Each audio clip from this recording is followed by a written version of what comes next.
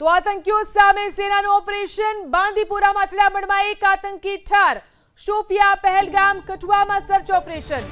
આતંકીઓને મદદ કરનાર લોકો ઉપર સકંજો કસવામાં આવ્યો। સુરક્ષા જવાનોએ શંકાસ્પદ લોકોની પૂછપરછ શરૂ કરી છે। તો જે રીતે ઘાટીમાં એલર્ટ ઘોષિત કરવામાં આવ્યું છે, બાંદીપોરામાં અથડામણમાં એક આતંકી ઠાર મરાયો છે। અહીં જે ઓપરેશન ચાલી રહ્યું છે, શોપિયા, પહેલગામ, કઠુઆમાં પણ સર્ચ ઓપરેશન ચાલુ છે। આ તમામ વિસ્તારોની અંદર આતંકીઓને મદદ કરનાર લોકો ઉપર સકંજો કસવામાં આવ્યો છે। આ તમામને અહીં તપાસ ચલાવવામાં આવી રહી છે। સુરક્ષા જવાનોએ શંકાસ્પદ લોકોની તપાસ પૂછપરછ શરૂ કરી છે। તો પહેલગામ હુમલા બાદ આતંકીઓ સામે એક્શન યથાવત છે। વધુ 2 આતંકીઓના ઘર ધ્વસ્ત કરવામાં આવ્યા। દક્ષિણ કાશ્મીરના કુલગામમાં વધુ 2 આતંકીઓના ઘર તોડી પાડવામાં આવ્યા છે। આતંકી શાહિદ અહેમદ અને ઝાકિર અહેમદનું ઘર તોડી પડાયું છે। અત્યાર સુધીમાં કુલ 5 આતંકીઓના ઘર અહીં જમીનદોસ્ત કરી દેવામાં આવ્યા છે। તો વધુ 2 આતંકીઓના ઘર જમીનદોસ્ત કરવામાં આવ્યા। દક્ષિણ કાશ્મીરના કુલગામમાં વધુ 2 આતંકીઓના ઘર તોડી પડાયા છે। તો અત્યાર સુધીમાં ઘાટીમાં કેટલા આતંકીઓ અને કયા આતંકીઓના ઘર ધ્વસ્ત કરાયા છે તે જાણીએ અમારા સહયોગી પૃથા પાસેથી। જી પૃથા।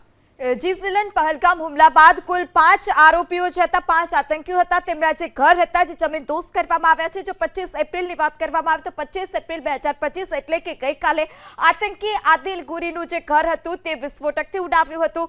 સર્ચ કરવામાં આવ્યું હતું આદિલ ગુરીના ઘરે। તેના ઘરેથી મોટી માત્રામાંથી વિસ્ફોટક મળી આવ્યા હતા। આ સાથે જ જે આસિફ છે તે આસિફના ઘરે પણ સર્ચ કર્યું હતું અને વિસ્ફોટકથી તેનું ઘર પણ ઉડાવ્યું હતું। ત્યારબાદ 25 એપ્રિલ 2025 એટલે ગઈકાલે જ અહસાન ઉલ હકનું જે ઘર છે, આતંકી છે આ અહસાન ઉલ હક, તેનું ઘર પણ જમીનદોસ્ત કરાયું। જ્યારે આજની વાત કરવામાં આવે એટલે કે 26 એપ્રિલ 2025 આતંકી ઝાકિર અહેમદનું ઘર પણ તોડી પાડવામાં આવ્યું છે। દક્ષિણ કાશ્મીરમાં પોલીસની કાર્યવાહી અને તે જ દરમિયાન આતંકી ઝાકિર અહેમદનું જે ઘર હતું તે તોડી પાડવામાં આવ્યું છે। 2 આતંકીઓના આજે જે ઘર છે તે જમીનદોસ્ત કરવામાં આવ્યા છે।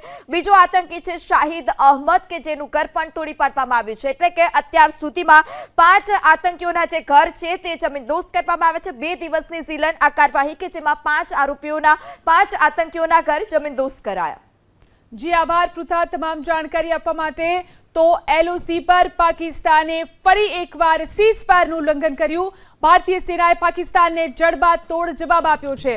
એલઓસી પર ગઈકાલે પણ પાકિસ્તાન તરફથી ફાયરિંગ થયું હતું। આજે ફરી એકવાર સીઝફાયરનું ઉલ્લંઘન પાકિસ્તાને કર્યું છે। ફરી એકવાર ફાયરિંગ કર્યું અને ભારતીય સેના તેનો જડબાતોડ જવાબ આપી રહી છે।